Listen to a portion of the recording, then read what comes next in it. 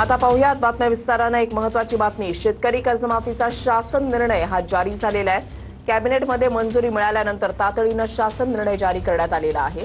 कर्जमाफीचा आढावा घेण्यासाठी मंत्रिमंडळ उपसमितीची स्थापना करण्यात आलेली आहे। कर्जमाफी योजनेची अंमलबजावणी ऑनलाईन पद्धतीने केली जाणार आहे।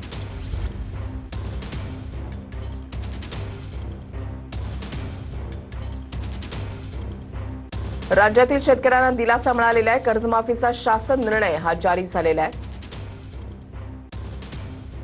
काल कर्जमाफीला कॅबिनेट मंजुरी मिळाल्यानंतर तातडीने शासन निर्णय जारी झालाय।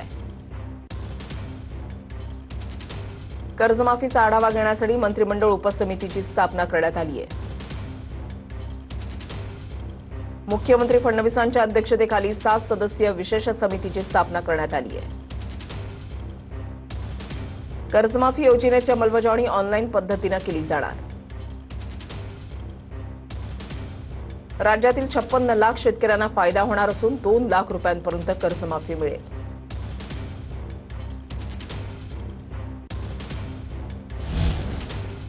एनसीपीचे पर्वती विधानसभा कार्याध्यक्ष रामदास गाडेंनी आपला राजीनामा मागे घेतलाय। नाराजी दूर झाल्यानंतर गाडेंनी राजीनामा मागे घेण्याचा निर्णय घेतलाय। सुनील टिंगलेंच्या समर्थनार्थ रामदास गाडेंनी राजीनामा दिला होता। भावनेच्या भरात राजीनामा दिला होता असं त्यांनी म्हटलंय।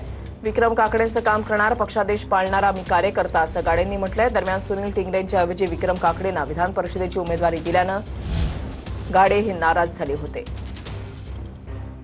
श्रेष्ठींशी माझी चर्चा झाली आणि माझ्या शंकेचं निरसन झालेलं आहे आणि मी माझे जे काही गोष्टी होते ते मी माझ्या पक्षश्रेष्ठींना त्या ठिकाणी मांडल्या आणि त्याचे डाऊट्स माझे क्लिअर झालेले आहेत।